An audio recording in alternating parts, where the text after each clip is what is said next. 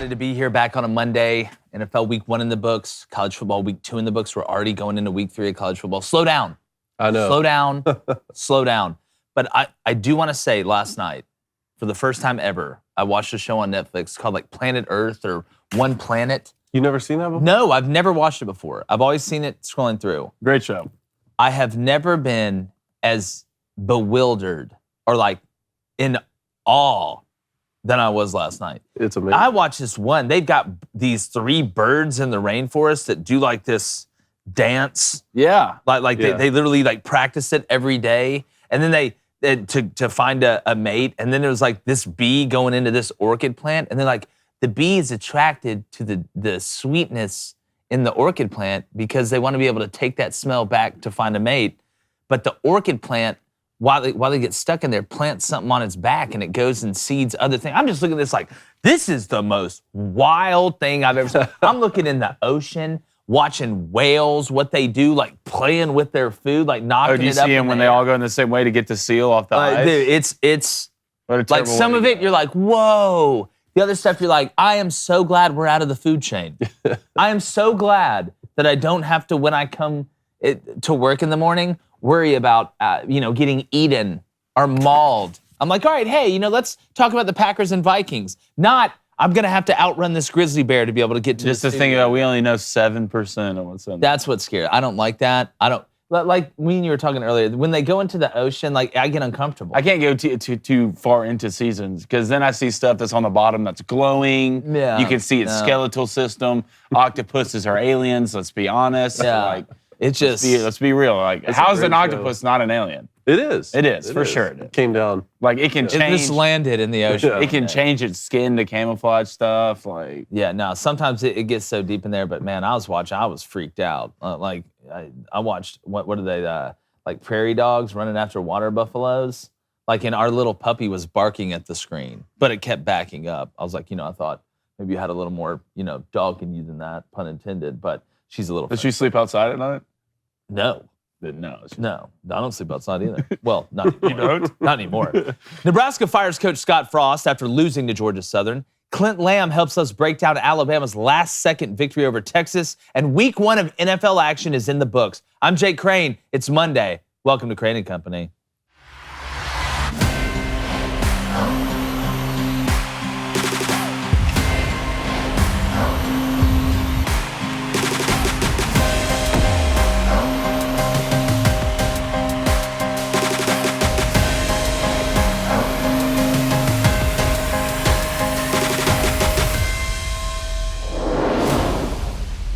Nebraska announced yesterday it was parting ways with the failed prodigal son, Scott Frost, a move that was surprising only in its timing, in my opinion. If they had waited till after October 1st, they would have saved $7.5 million. But after losing at home to Georgia Southern, a change had to be made pretty quickly. They're so bad that they didn't even blink at the $7.5 million. Now, I'm not going to go over Frost's abysmal numbers. We all know it was almost tomorrow war bad. The question now is, who will take up the challenge of trying to resurrect the once storied program? Interim coach Mickey Joseph probably isn't going to get the job barring some miracle turnaround this season, but there's one guy that I believe could bring the Huskers back to relevance very quickly. That man is Hugh Freeze. We all know he's made mistakes, but he's proven to be back on an even keel, and he's had nothing but success at Liberty. Now, I know Nebraska AD Trev Alberts most likely isn't going to pick him because he isn't a Nebraska man. Well, the last Nebraska man buried the program so deep, the guys from the Curse of Oak Island couldn't find them either right now. Now, Nebraska doesn't need a golden boy or a boy Eagle Scout. They need a winner. And Freeze could not only recruit the South, but has a system that's exciting and actually competent. The sins of his past would be forgotten quicker than if the whole fan base got neuralized by Agent J for Men in Black if they won 8 games. Forgiveness is the first step, and Nebraska needs a hero quickly. It would be a true underdog story. Shout out to my boy Peter LaFleur and Average Joe's. Now, I'd be surprised if this move happened, and I'd be willing to bet the Huskers are going to go with a safe hire, which ironically is the most dangerous thing that they could possibly do. I'm going to go and bring in my co-host, former Michigan quarterback David Cohn, my brother, former Western Colorado wide receiver, and savant on so many levels, Blaine Crane. You like that compliment off the top I right like there, that. huh? When would it get today's? Guys, listen, I don't like celebrating people getting fired, but I don't feel bad for Scott Frost because he's $15 million richer. Fire me right now for $15 million.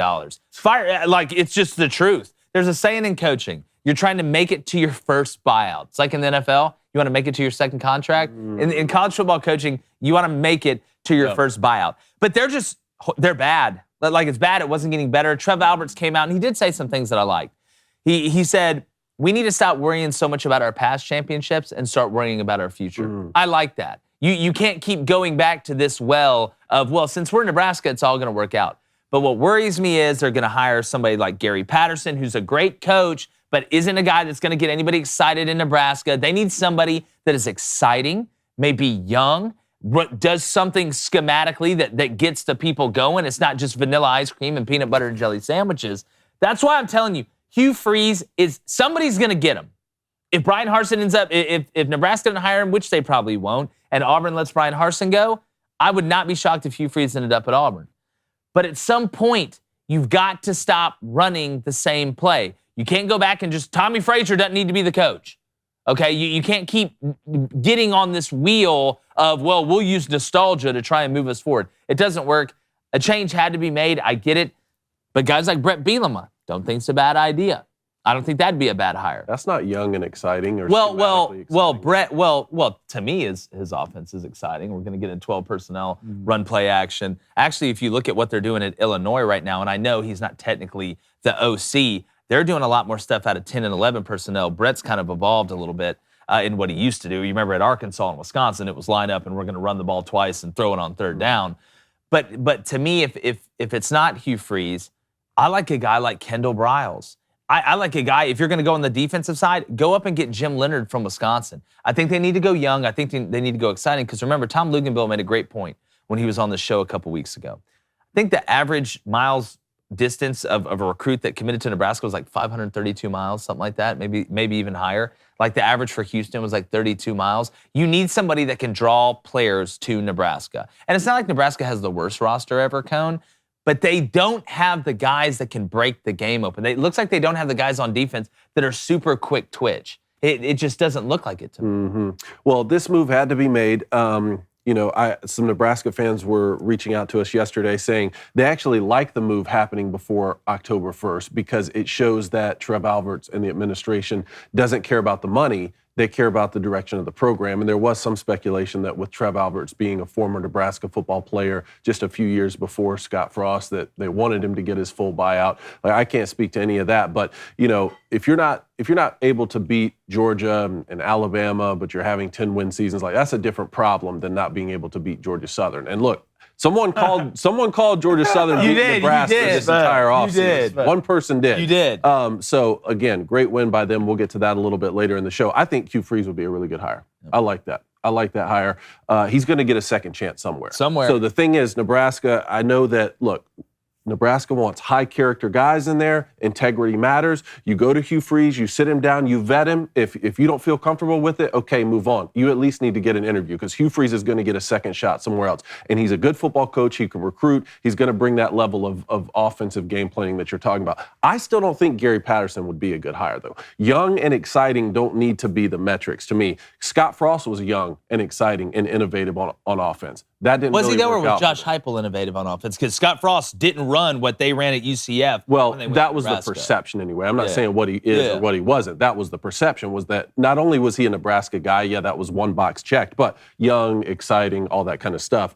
The problem with like Kendall Briles or any of the coordinator routes is I just don't know if Nebraska is going to hire someone with no head coaching experience. We saw Notre Dame just do it with Marcus Freeman. He's 0-3 now. If you want to sit by a guy and you're willing to go through the lumps of not having head coaching experience, but they're going to recruit and they'll be able to game plan on one side of the ball or the other with Kendall Briles, it'll be on offense, then that's one thing. But I think Gary Patterson or someone like that, while they're not going to bring in they're not going to excite recruits all across the country, they would at least be able to add a certain level of stability to Nebraska, which I think would be good right now. And we always talked about Bo Pelini. Well, Bo Pelini wasn't exciting, but you know what? Nebraska would love a coach who could win 10 games right now. For sure. But Blaine, the thing is this, and this is I believe this to be true. How many guys right now that have built up equity would take that Nebraska job? Like, to me, like, young and exciting, it doesn't have to be both. To me, it has to be one or the other. Because if I'm Dave Aranda at Baylor, I'm not leaving Baylor. There's no chance in hell. If I'm Matt Campbell, I'm not leaving Iowa State, a place where I could probably be a lifer to go to Nebraska. You're either going to have to go young,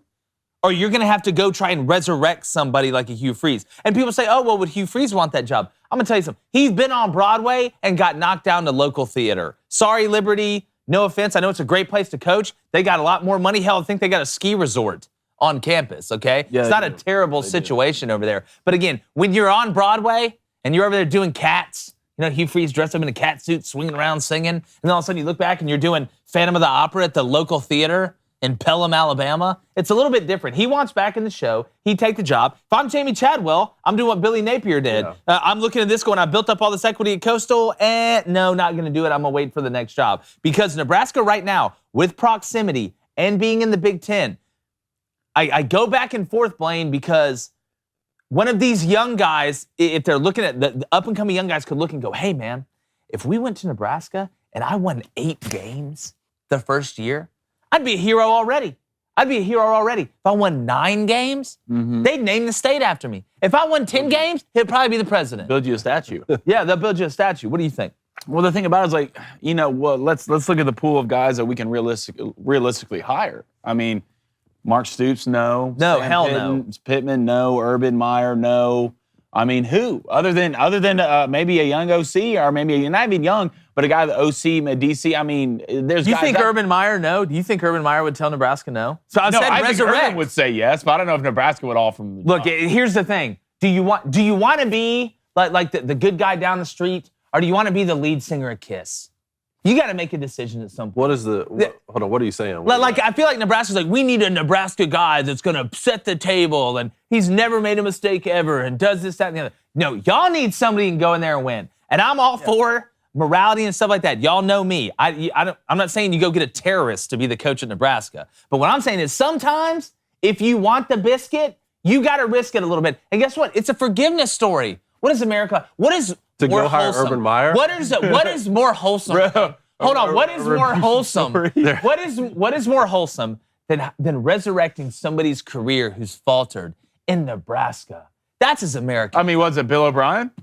Ew, no. Why not? Because he's the next head coach He looks at Bama. like he's in line for Bama. Well, like, when are we sure Nick Saban's going to ever retire? How long is he going That's to wait? a good question. That's a go totally wait. different discussion. I don't know if Jamie Chadwell's turning down that job. God, if you go at that, because that's a guy that hits all those boxes. He does I have like head it. Look, coaching experience. He's on a roll right now. He's recruited well. He is young, innovative on the offensive side of the ball, a little bit different than what Nebraska's done on offense. Good. Okay, that's what you need. Is Jamie Chadwell really turning down the Nebraska job? Man, I don't think it's a for sure thing, but would you say the same thing? Billy Napier turned down the Auburn job? I mean, these coaches, like when you've built so much equity, you get one shot at this. Yeah, that's true. You get one shot. So to me, if I'm Jamie Chadwell, I'm kind of scoping out, I'm looking, because as a coach, you hope for movement. You like movement. Because guys getting fired means another guy's going to get hired, and it's probably going to increase the price. The price is going to go up. You pray for movement because it opens up other jobs for you too, especially if you're an assistant coach. So I think Jamie, I would put it at 50-50. It always seemed like the natural next step for him would be an ACC school, right? Yeah, well, like he already Virginia it just Tech fits. It just fits, something right? like that. What if you go get the bad guy from Mindhunter, Kellen Moore from Kellen Moore? Yeah, I don't know. I don't know if anybody wants to touch Kellen Moore right now. Off one game. Off one game. Yeah, If you watch, He's done well. He's done well. He's done okay. Plays. Like they don't have anybody like on receiver. I mean, CeeDee Lamb. That's it. Gallup's out. Hey, you put some respect on Dalton Schultz's name. Hey, look, that's two of my fantasy tight ends. He balled. Yeah, well, we'll talk about that later. Yeah. But what's the Booster Club say? All right, we had a donation in here. Let's get in here. Ben Shapiro's eyebrows. Hold on. Nice. $5 donation. Good to see you back, Blaine. I'm sure Cone, well, I think he meant to say Cone, is glad you're back. Alabama looked a lot like they did last year. When will the Pats make changes? Okay, we're going to get to the Alabama thing with Clint Lamb because, we're going to break that down like, Usher Raymond. But the Patriots, We're going to hit the NFL obviously here soon. Again, it said no weapons. The Dolphins minus 2.5 was the easiest bet all weekend. Dolphins like I almost thought it was a trick. Like it was like something was wrong or like the algorithm was messed up. I was like, Dolphins 2.5. Yes. Yeah, Dolphins look That's good. like Leo DiCaprio. Their defense looks good. That's one thing about it. Their offense is going to be good just because of the talent they have around. Yeah. But their defense looks pretty darn good. I mean, they looked fast on both sides. I have a lot of questions about Bill Belichick right now. Dude, I'm telling you. I just have a lot of System coach, David? I have a lot of questions. System I don't know coach? what's going on up there in New England. And can I say something too real quick? I just want to get this out of the way. Okay. I'm not a I told you so guy. Yes, you are. Yes, you are. Well, then let's move on now. Then. If As you're you not, say, then I let's told move you. on now. Then. But Haynes King, told you so. Mm-hmm. South Carolina, at least looking so far. Now you play Georgia at home next week. Then at Kentucky, I think. I mean, we'll see. I don't want to say told you so on that one, but Spencer Rattler, he threw for 370 yards, but Arkansas was playing umbrella coverage. You had What one about, touchdown. how do we feel about Anthony Richardson now after that week against Kentucky? What's crazy to me about Anthony Richardson is he's not running the ball. Like, they're not utilizing him running at all. I thought Kentucky did a really good job. They had a spy on him almost every. Yeah, I don't care if you had James Bond on him. If you let him run, he's going to be a problem. It's just like if you go back and watch the Utah games. Yeah, he can't throw. He's a mediocre thrower. He can throw. Yeah, he is a mediocre throwing and passing. I think if they would let him run, it would open up the pass game a lot more. Because what Utah realized for 3 quarters was Anthony Richardson isn't going to keep the zone read. Is it really even a zone read? I think Billy's fallen in the trap of, I want to make sure I turn him into a great passer. Look, you got Anthony Richardson for 1 year, bro. You got him for 1 year. You got to let that Ferrari go. Zone read. RPOs, don't be afraid to keep it. I would use Anthony Richardson. It would almost be 50-50. I'd use him like Auburn used Cam Newton. What did Gene Chizik say? You're going to run it, and then we'll think about throwing it. Then we'll pretend to run it and throw it. Cam was different, though. Yeah, obviously they're different players, but let's not act like Anthony Richardson isn't a physical Go back. freak. No, he is, but like Cam was like one of the best college football players ever. I agree with that. Nobody is doubting that. He was doing it by himself. But they're both huge and can run. Sure. Anthony Richardson's faster than Cam Newton. Yeah, but Cam's like, he's bigger, runs heavier with his pads. Yeah. Better thrower, better going through progressions mentally. I don't know about that. Go watch the season. Anthony Richardson going through progressions and Gus Malzahn's Anthony Richardson offense. going through progressions hurts me to watch. Well, Gus Malzahn's offense going through progressions in the passing game. Are you all right? Yeah, well, it's dig to what? post. Yeah, no. Dig to post. No. That's all it is. It was first read's not there, I'm gone. That's what it was. There was no second progression. I think Cam did It just seemed like that in the bubble. Cam was like the most automatic football player I've ever seen. Like guaranteed. Tebow, 4th and 3, like Tebow's getting that. For sure. Cam, there was like no question. This guy was out there catching touchdowns. Yeah, like not just like 5 yards. This guy's streaking down. Like, I got tired of throwing him. I'm going to catch a 60-yard touchdown. What else we got? All right, we call them stretch. Nebraska is beyond repair. They're never going to be more than a group of 5 power. They're too far removed from talent. See, I disagree. Look, that's an Oklahoma fan. No, for sure. Listen, I respect kicking someone when they're down when it comes to college football. Okay? I respect that. All right? But football's cyclical. Nebraska, will they ever be what they were? I don't think so. But I don't know if there's going to be anybody, maybe outside of Georgia's obviously got a shot, once Saban leaves, if he ever does, of recreating that type of success. Because we're watching parity being increased by the portal right now, which to me, I did not think, at least this early.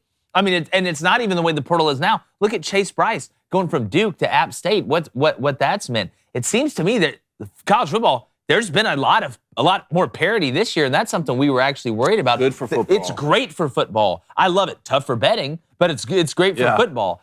So look, Nebraska, I think that they will get back to respectability from a win standpoint. But right now it is a struggle. You're always one hire away though, because the place at Nebraska, you have an unbelievably loyal fan base. Mm-hmm. You have a ton of money. They got a brand new Taj Mahal facility that's going in there for football and science and whatever else is going on. Let me throw another name out there for Nebraska. Thinking on the fly here. Greg Schiano. I was thinking about that earlier. They Would won't he do it. leave Rutgers though? Like I feel like Greg Schiano and Rutgers I'm just hearing like Rutgers football, Nebraska football. Like, is he really staying at Rutgers? I think he would leave. I don't think they'd hire him. Would it be a good hire? I don't think it would be a bad hire. I mean, look, you can win at Rutgers. Like, I'm gonna. Yeah, I mean, you can win anywhere, but I mean, I don't know. Like, this what is about Matt Rule if the Panthers keep screwing up? Like they lost to the Browns. Ew. No, if not, I'm Nebraska. I'm not hiring Matt Rule. Really? Why? Honestly, Why? It doesn't feel right to me. What is that? It just doesn't feel right. The fit's not there. It doesn't feel right. It's like, hey, everybody, I know we've been going through a lot of problems, a lot of struggle, but guess what, guys? We got Matt Rule to come in here and mess it up. Matt, come on in. All right. Is that the vibe? Don't believe it. I don't know. What's with all the Matt Campbell love? I don't get it. Understand the Matt Campbell again, love. you won one Fiesta Bowl, but you've literally really done nothing else. I don't get it. Nothing else. If you want to start not liking football, just watch Iowa and Iowa State.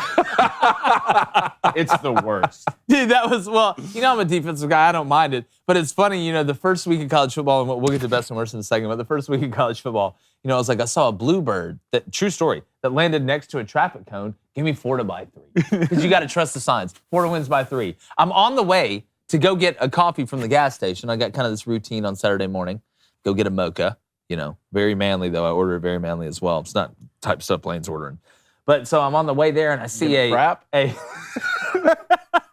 I see a red bird on the sidewalk. Cardinals. And like just for a second when I was stopped in my car, we locked eyes. And I said, Iowa State by 4. They win by 3. Trust the signs, guys. Trust the signs. I just took the under at like 44 and a half. I should have put everything I owned on the under. If there's a 4. That was one I hit. Anything Iowa's doing, then take the under. We talked to Golick for Saturday. I was like, well, how do you feel about it?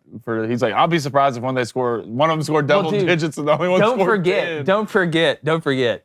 If I said if the over-under for Iowa State was 9.5, people would probably take it. And it it'd be even odds. Yeah, it'd be even odds, like 9.5 or 10. So it's look, Brian Ferentz is just ew, and then Petrus is just ew.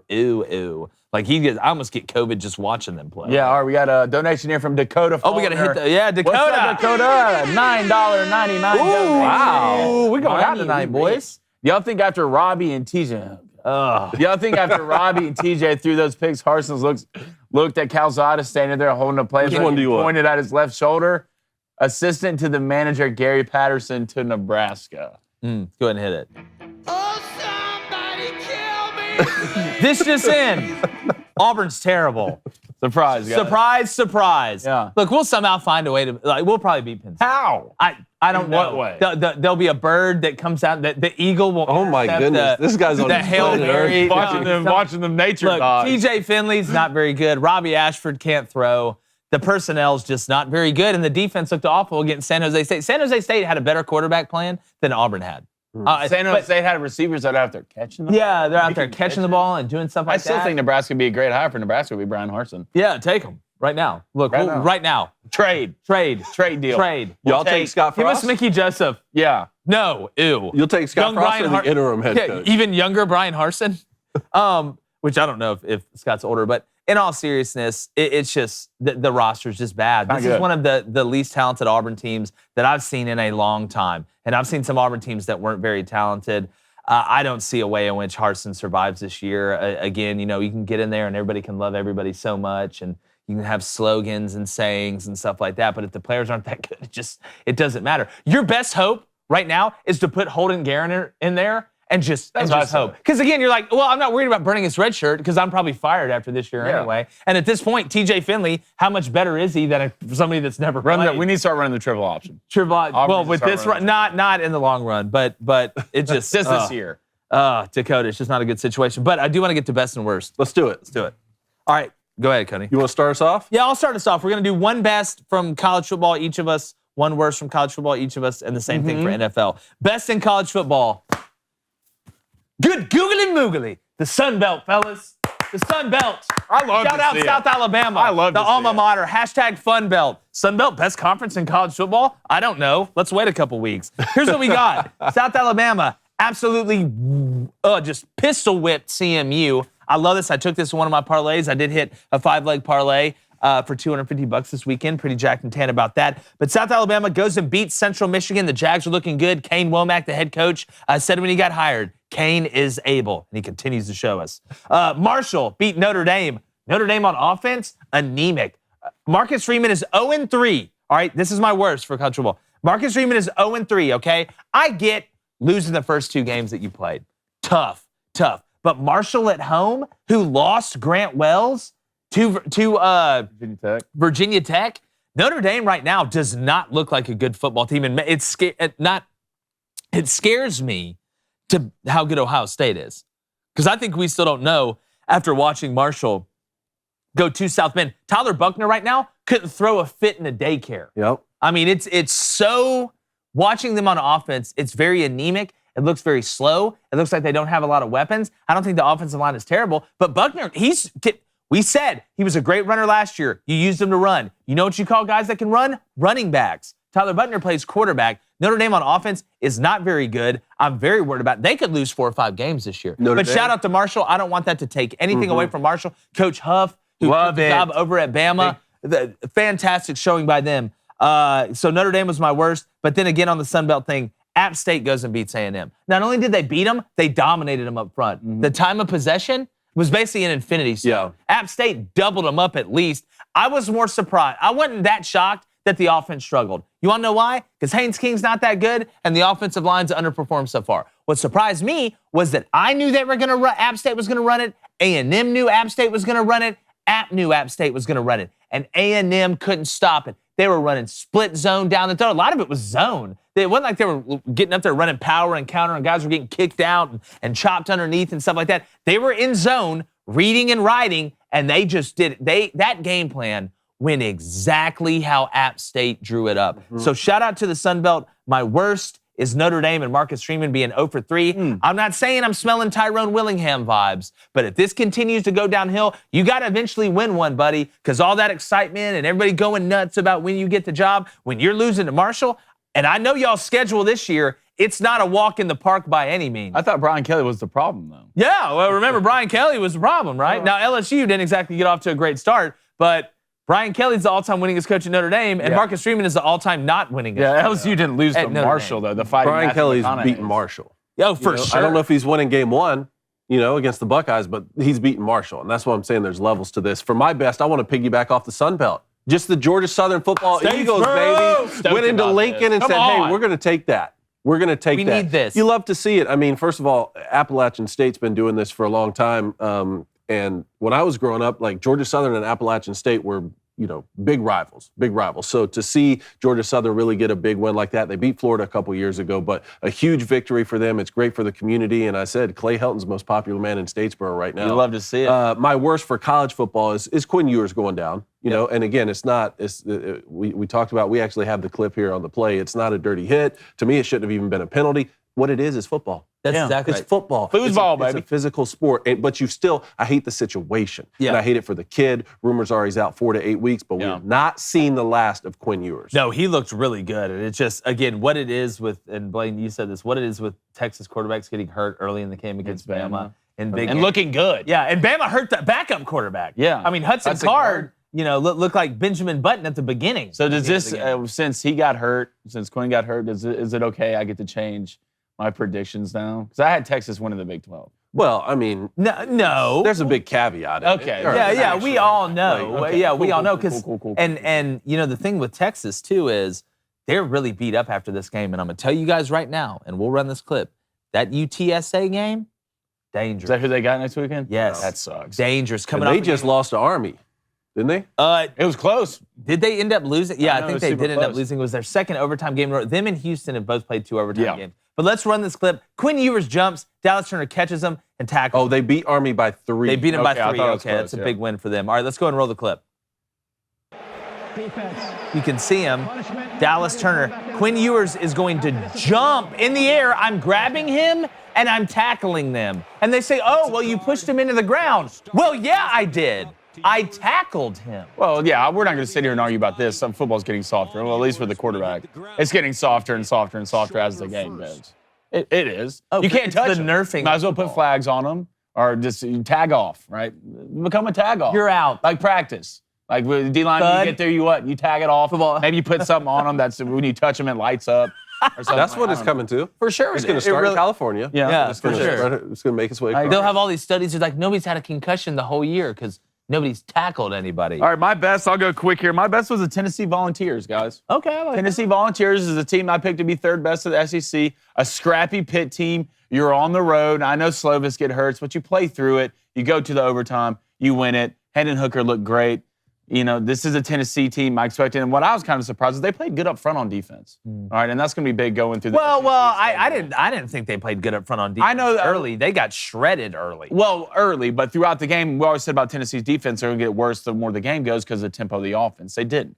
All right, anything they got better, which is a good change up for Tennessee. And my worst is Texas A&M. Then Texas A&M Notre Dame. It's every year. It's every year. It's every year. They're going to do this. They're going to do that. No, they're probably going to lose 4 or 5 games and just make everybody mad. But other than Notre Dame, A&M almost does it more. But I'm glad Notre Dame's losing. It's because I'm not a Notre Dame fan. Because I just don't want to see them in the playoff.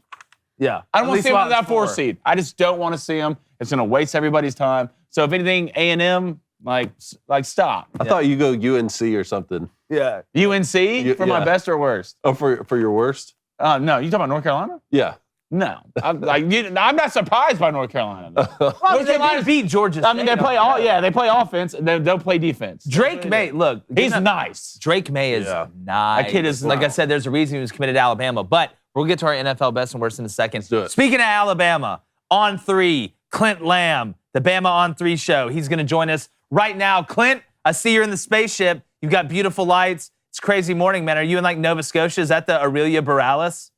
I thought about doing a gender reveal right here. Live on air. They're twins. Congrats, it's twins. No, Miami Viceville, man. I love don't it. Know if you, crazy weekend at college football, that's for sure. How you guys doing today? Doing good, man. I appreciate you joining us. And obviously, we got to start off with Bama. Here's what I keep saying. For the rest of college football, because right now, everybody's taking shots at Bama. It must be nice when you can win games and people take shots at you like that. But a lot of people are taking shots at Bama. They're not very good. They have no weapons. Is this the end of the Saban era? Them winning that game the way they did, having the most penalties ever in a Nick Saban coach game going into the fourth quarter, just the disheveledness, the disorganization, which we're not used to seeing Alabama and getting really out-physicaled, in my opinion, by Texas, is the worst thing that could have happened for everybody else in college football. We know Alabama has really good players. Anybody that thinks Alabama doesn't have really good players, I can't help you, okay? It's like saying Cracker Barrel doesn't have good biscuits because they burn a couple for some customers, all right? But Nick Saban does not need any more motivation to be able to say, look, I told you, if you don't do what I say or the way we do things around here, we are going to play like this. So all these people right now that are taking shots at Bama, don't be surprised when you look up and Alabama's undefeated playing Georgia in the SEC championship game. Yeah, I still think that's ultimately what's going to end up happening. But I think the concerning part, if you're, whether it be an Alabama fan or if you're making those criticisms, is that, yes, they did end up in the national championship game last year, but this whole, you make these type of mistakes and Nick Saban can point to it and say, this is how you get beat. You never really saw them make a lot of improvements on a lot of those last season. And I think that's what has people concerned. The offensive line didn't play great. Now, I think there was a lot more that went into that as far as, Bryce Young being under pressure and getting sacked. There was a couple of times he hung onto the football too long. The running backs were pretty poor in pass protection, really poor in pass protection, if I'm speaking candidly. There's a lot of factors that go in, but the offensive line didn't play its best football game. And you saw that a lot last year. And you saw zero development and improvement last year. Now, I think Eric Wolford, I still believe in his ability to be able to pull the best out of those guys. But, it is concerning. And the receivers, that was a big question mark coming in. You didn't see a whole lot of, guys getting consistent separation. You're missing that vertical element. I understand that Tyler Harrell was brought in to be that guy, and he's on the mend right now dealing with a foot injury. I think a guy like Isaiah Bond could eventually be that, but he's a true freshman, and he's making some freshman mistakes. He's not getting a whole lot of playing time. So, you not having the ability to stretch defenses vertically, I think, is limiting Alabama's ability offensively. But, I think there are some concerns as well for people, that are at least some of the criticisms that I've seen, or we'll just kind of see how things play out. But, this type of performance, to me, going in on paper, I thought they were going to destroy Texas. And I was vocal about that. They but should I have, also, Clint. They should. Yeah. But I also pointed out, to people that winning on paper is not winning in real life. And the Iron Bowl last year, if you look at the X's and O's and how things looked on paper going in, Alabama should have beaten them handedly too.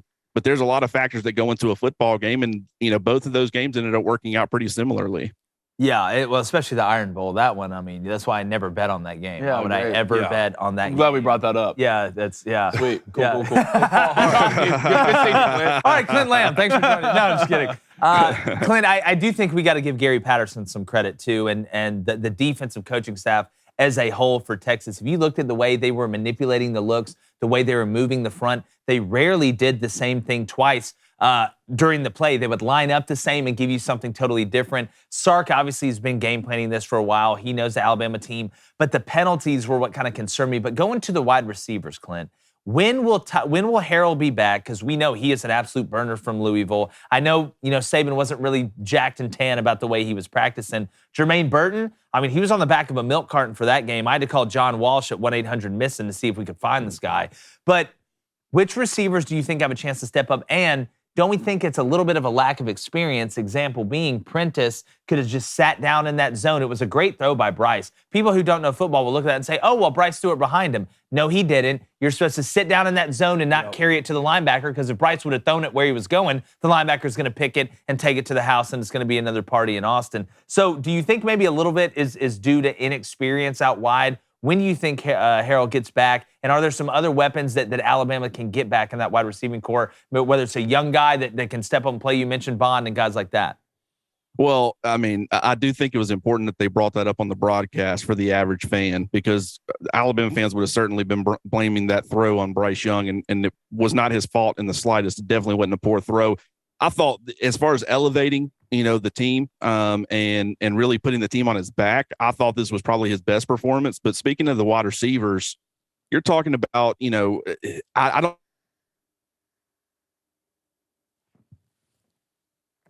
I think we're having a little bit of technical difficulty here with Clint. We're going to get him back on as soon as he can, but he is making a good point. That was a great job during the broadcast of them pointing it out. That's the little stuff that makes you a better football fan, that helps you enjoy the game more. We're going to try and get Clint right back. Blaine, let's go to the Booster Club. Come on down. All right, we got another. Say the donation. Clint, can you hear me? Yeah. Okay, good. We'll do the donation in a second. I'll be go ahead. You were talking about how it was good that it was shown on screen and that Bama fans could see it. Yeah, I think that, when you talk about the wide receivers, right now the chemistry is simply not there. And that's a huge problem. We thought after the first scrimmage, Nick Saban brought up the concerns with getting Bryce Young on the same page as some of those, your receivers, because he's got a lot of them, a lot of new ones, right? I mean, Jamison Williams, John Mechie, Slade Bolden, all those guys are now gone and off to the NFL. So they were looking at trying to get some guys to step up and build some chemistry with Bryce Young.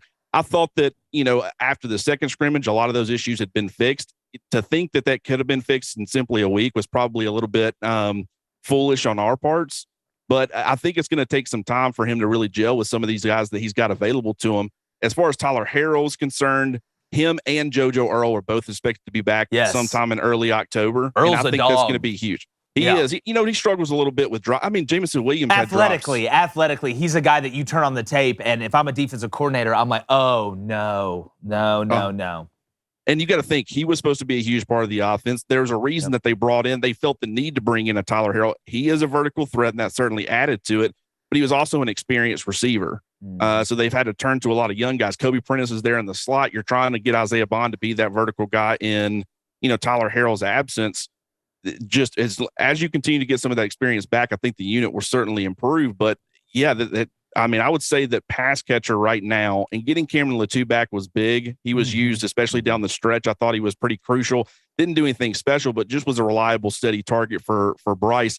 I think he'll continue to get more involved in the Alabama offense, and we'll see where things go from there. But yeah, Bryce is still being Bryce, but the guys around him have to elevate their play.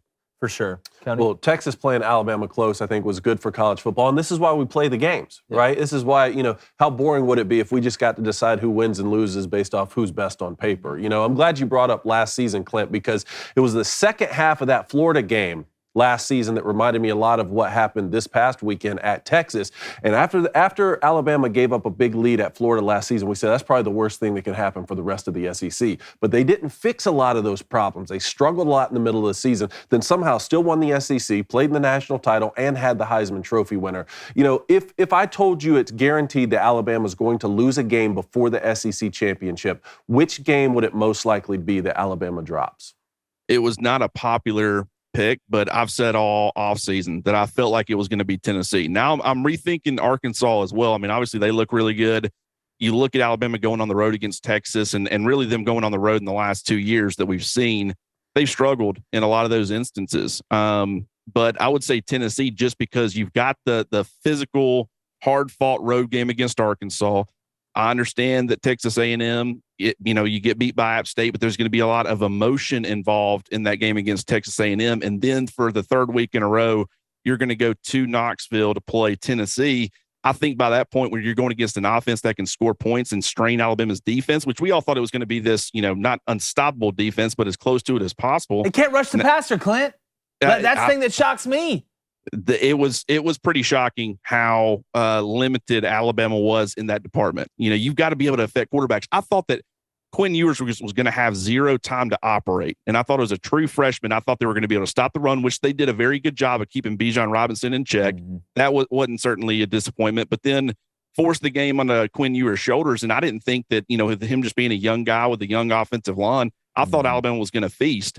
They didn't, and that is certainly a concern. I mean, Will Anderson, in week 1, he played 20 snaps. So, I mean, his impact on that football game is going to be limited. Dallas Turner, played a little bit more, but not too much more. Last week, on Saturday, Dallas Turner was sitting at an 85% snap share, just above it. And Will Anderson was sitting at 95%, and they still couldn't generate consistent pressure. I think that's a big concern. They need to get creative in how they're utilizing those guys. And we've heard about packages where they get Braswell, Anderson, and Dallas Turner all on the field at the same time. We still haven't seen it yet. Now, I think that part of that might be the fact that they were worried about, Texas running the football effectively against them when they used those packages. But there were some obvious passing situations where I thought they could have unleashed that, and they still didn't. So I'm sure they still got something up their sleeve, but it is a huge question mark. Was that Will Anderson's worst game? I don't think it's even close. Yeah. And really, he deserved one, right? I mean, I don't think anybody should be, too down on him or anything. This guy has played as close to perfect football for over 2 years now that I've probably seen any Alabama player play.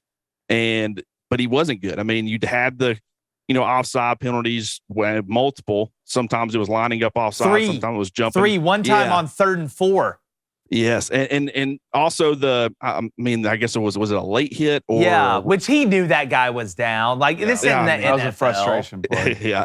It felt like a frustration play. Exactly. That's kind of what I thought too. And when you've got and this is why I give Bryce Young so much praise, despite all the chaos happening around him and everything that was going wrong, he stayed calm, cool, collected, and I think that's ultimately what helped Alabama win the football game. Because even a guy like Will Anderson, who has been that steady presence as far as his personality, he lost his cool a little bit as well. So it would have been very easy for Bryce to have done the same thing, and he stayed level-headed. And I think that ultimately ended up being the difference in the game. But there are concerns with this Alabama team, but it's still Alabama. And you would expect more times than not, Nick Saban has been able to get a lot of these problems corrected. We'll just kind of have to see how they address it moving forward. Yeah, and Blaine, Texas had 3 freshmen playing the offensive line. I mean, you talk about playing above your head. They played. I liken what Texas did up front against Alabama on the offensive line to what Alabama did to Georgia on the offensive line last year in the SEC championship game. They played it about as well as they could play. Go ahead. Yeah, and hey, if you are on the YouTube stream, they're working on it right now to get it fixed. So stay in here and hang out. And hey, one question here. One thing I'm worried about is a lot of things that surprise me versus Alabama versus Texas, but 15 penalties. From a Nick Saban coach team surprised me the most. Are we worried about the discipline and maybe just the football smarts of this team making kind of the same mistakes throughout the game? But prior to last year, I was trying to think about this, and maybe you guys I couldn't think of anything. Now, I'm sure there's one out there, but when have you ever seen a team like melt down like they did on Saturday against Texas, an Alabama team? You don't see that because, and I want to say it was the second snap of the game, first play, I think Jahmyr Gibbs gets like a 6-yard gain at 2nd and 4. You get a false start penalty on J.C. Latham. It backs them up to 2nd and 9. Now, they did get a first down, but those are the kind of things where they kept getting in their own ways. Penalties are momentum killers. And I also think that Bill O'Brien is not doing them any service, and I've seen people talk about it. It is a big issue. And whether it be, him allowing Bryce Young to do this or him having Bryce do this, but it's like you're getting in the play calls late. Bryce is trying to make audibles or changing the plays at the line of scrimmage, and then you're allowing to get it, deep into the play clock. You're giving that pass rush the opportunity to know exactly when the football is going to be snapped. that puts your offensive line, which has already got some question marks, at a further disadvantage. And that's something that I think would be a simple issue. You allow your quarterback, you get them rolling and allow Bryce to get into a little bit of a momentum. I think you could be a lot more effective, but penalties continue to be, at least on Saturday, continue to be a huge issue for Alabama. And in the first game, they only had one with the starters. I think they have multiple once the second, third team started to get in. But it was on both sides of the football. It was uncharacteristic mistakes. It was unforced mistakes. And, I think that they missed some. Alabama fans want to focus on some of the stuff that maybe they called that they shouldn't have. The hit with Dallas Turner and Quinn Ewers, in no way, shape, or form should that have ever been a penalty. Agree. But there were some face mask penalties. There were some, I think some defensive pass interferences, Kool-Aid McKinstry in the end zone. So I think it could actually ended up being worse, which is it's very strange. You saw a complete meltdown. And, that'll be something that I think Alabama will really need to put a focus on as far as getting that fixed. And with all that, you won the game on the road in a hostile environment against Texas. Blaine, Booster Club questions. The Booster Club's kind of down right now. If Alabama, what's the team other than Georgia probably say that they would be worried about the most in the SEC on their schedule? Yeah, like I said, I would think that it would be Tennessee. I mean, what he said. Yeah, Arkansas would be a close second. I thought that, with it being after, Louisiana Monroe and Vanderbilt, I thought Alabama could go into Fayetteville and still get a win. But, I think that will be tougher than maybe I originally anticipated. But Tennessee and because right after Tennessee, you got a Mike Leach offense. It's not quite the passing equivalent of a triple option offense, but it's so unorthodox that it's kind of difficult to prepare for in 1 week. So I think that's a pretty tough 4-game gauntlet for Alabama. We'll see how they come out of it. Definitely. Well, Clint, really appreciate your time. Tell everybody where they can find your work. It's great stuff. Appreciate it, man. BamaInsider.com. They came over from Rivals. So we're having a great time. We do the Talk of Champions message boards, which, got a great Alabama community going over there. Or you can find me on Twitter at Clint R. Lamb. So, boys, I appreciate you having me on. This has been fun. Definitely, brother. Yes, appreciate it. Thank you so much. All right, what YouTube stream's down or something? Yeah, I think it's looping. So, if you are in the YouTube stream and it's still looping, go over to the Daily Wire chat. Yeah, no, or stay there. We'll get it figured out. Let's go ahead and go to this sub break right here. If you want to watch or attempt to watch the rest of the show, you can listen to it. Obviously, you stay here. Head over to the Daily Wire Plus, become a member, or listen on Apple, Spotify, wherever you get your podcast. Subscribe, leave a 5-star review, and share it with your friends. We're going to be talking about the Fantasy League later. We're going to come back with a little bit of worst in the NFL and hit rapid fire. We'll be right back.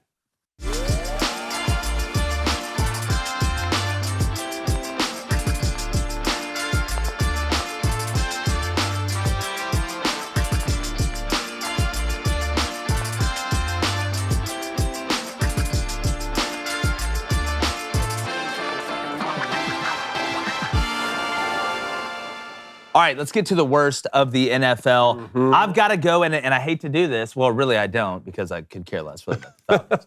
But the Falcons blew another lead late in the game. Surprise, in the big surprise. League, you're literally up 16 points in the fourth quarter. 16 points. And they played so well. And they played so. Marcus Mariota played well. The defense played well.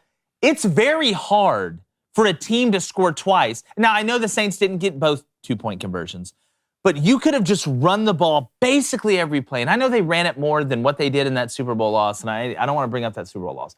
But, man, the Falcons just cannot hold on to the lead. Can't trust them. Can't trust them at all. I could have got a lot of different directions in the worst of the NFL. Yeah. The field goal kicking, stuff, especially in the Steelers-Bengals game. But, man, the Falcons blowing another lead. I have to call it out. Matt Ryan leaves. Apparently, it's not Matt Ryan, okay? It's not a Matt Ryan thing. It's a y'all thing.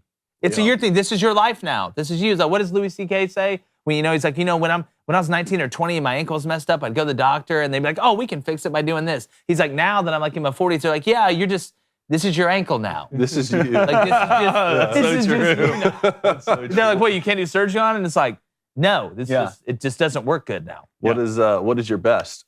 My best, Justin Herbert. I picked the Chargers to win the Super Bowl. I could have gone Patrick Mahomes. Goes for 365 touchdowns. But what's new? I don't say, obviously we know Patrick Mahomes is a witch. Justin Herbert, this is what happens when you project somebody good out of college.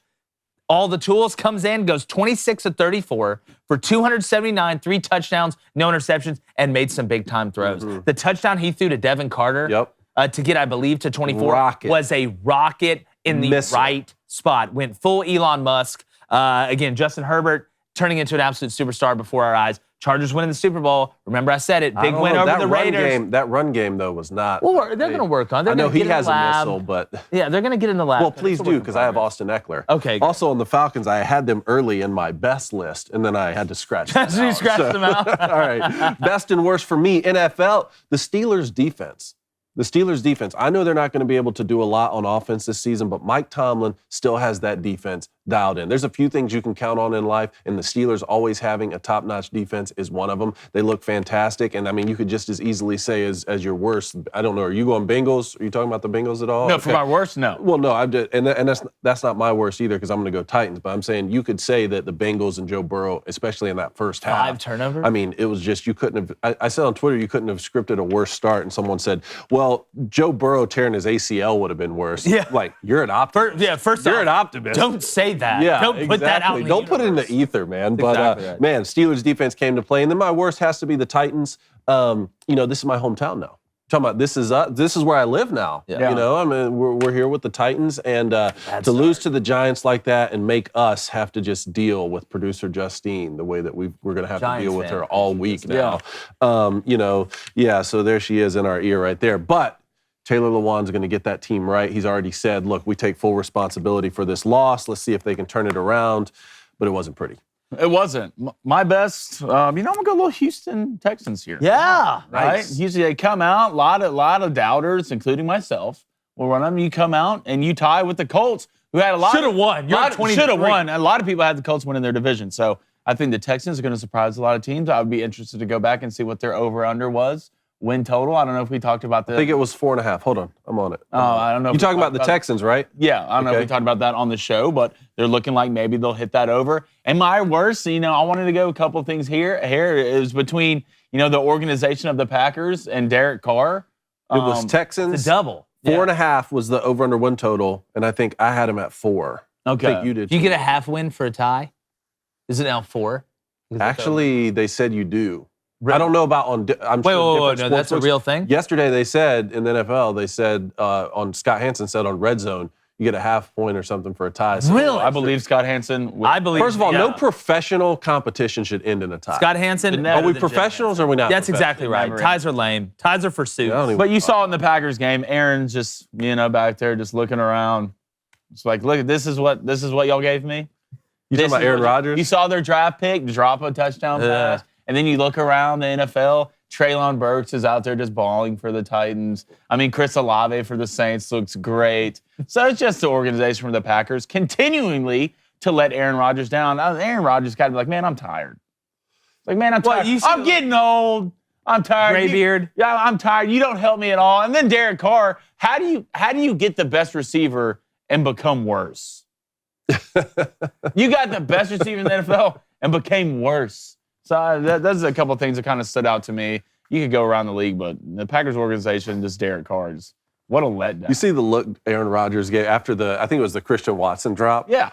He gave a look to the sideline like, Yeah, I'm doing my thing. Yeah. I should have left. No, he's like, I wanted J-Mo. I Yeah. wanted J-Mo. Should've Trade left. up. I said it the whole time. It was the deepest wide receiver class we've seen in a long time. And the Packers went out there and got, the Piggly Wiggly compared to you could have got Walmart or even Target. Don't you dare have Piggly Wiggly blasphemy on this show. I got a ton of Okay. respect for Piggly Wiggly. Okay, good. I hope so. But in the grand scheme of things, if we're looking at the order of things, there's a lot of low-key things I like that aren't brand name stuff. Piggly Wiggly, a lot of people know that. I could have said maybe Winn-Dixie. Maybe that's a better one. My Yeah. father-in-law calls every grocery Everybody up store north is Piggly like, Wiggly. what's a Really? Winn-Dixie? He's like, well, I'm gonna go down to the Piggly Wiggly and get something. And we're like, you That's talking Walmart. about the Winn-Dixie? Yeah, I said Piggly Wiggly. They're like, it's like how people talk about Coca-Cola, It's like Winn-Dixie is like if Piggly Wiggly won the lottery. Like you got a lot of nicer stuff. We had It's one better. in Statesboro called Buy Low. Buy Low.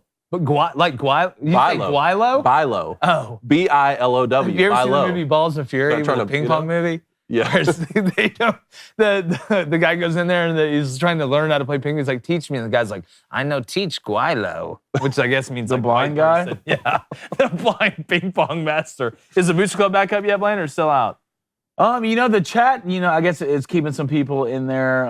Let's go. You had a donation earlier, you said? Can you find it? I'm trying. I can't scroll up. You know what? I'll just hit it anyway. I can't scroll up. It was an Auburn question, I'm pretty sure. Yeah, it's not good. It's not good. The answer, I don't know what the question was, but the answer is it's not good. And you know what? You know I'm right, and I know that I'm right. Let's go to a little rapid fire. All right, rapid fire. We have a lot to get to here. Major League Baseball rule changes are official. You and I were talking about this a little bit on Friday. Pitch clock, banning of the shift, and bigger bases.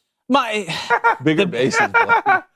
The bigger bases thing to me just is absolutely. People won't ever get hurt again. Mind-boggling. Yeah, that's going to definitely prevent. Size matters, guys. Yeah, it just. I don't even want to talk about the bigger bases thing. We talked about that last week. I was like, whose son? God, I want you to talk Did Rob Manfred's son come up with that rule? And it's like he's on his third marriage, and it's like his I'm gonna get this one right. son who's 30 years old and's never had a job. So Rob's like, he can be a consultant. They're like, all right, Craig, what do you think? Now we need bigger bases. The thing about the shift, how are we not professional hitters? Can we not hit it where they're not? That's what I say. Think about that. That'd be like saying, all right, you can only have 3 guys in the secondary. That's it. Players should be able to be moved where they need to be moved. As long as you're not past the line of scrimmage in football or you're not offsides in soccer, you can cherry pick in basketball. I don't recommend it, but we actually see it a little bit in the NBA. This to me is just, hit it the other way. And they're like, oh, well, everybody's on this side and they're pitching them in. Okay, well, make an adjustment. Lean into it. Get hit every time. But the amount, imagine. Lean into it. Hey, come on, man. Lean into that. It's 101 mile an hour fastball. Lean into it. You know what I mean. But they're not going to hit their spot every time. It's a dangerous game to play. I just don't get why you can't be like, hey, I'm left-handed. Okay. There's nobody at third. There's nobody at short. The pitcher's not super athletic. Hell, even the left fielder's basically playing center. You know what I'm going to do? I'm going to keep my hands back and go the other way. In baseball, we call it turning the other cheek. I'm going to turn the other cheek, and I'm going to hit 450.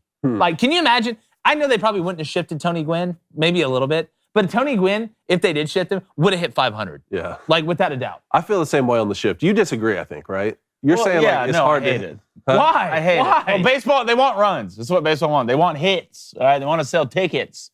All right, no one's going to go up there and be like, hey, man, look, I know they're shifting on, but did you see old boy 2-0 bunt that ball down the third baseline? I'm so glad I came. That could be exciting in a certain situation. Yeah, it could. I'll tell you what's not exciting. No, is watching a home run blast once in a while instead of a bunt here, 2 doubles off the wall, keep the inning going. That's way more exciting. Don't bring up doubles. You get more doubles without the shift.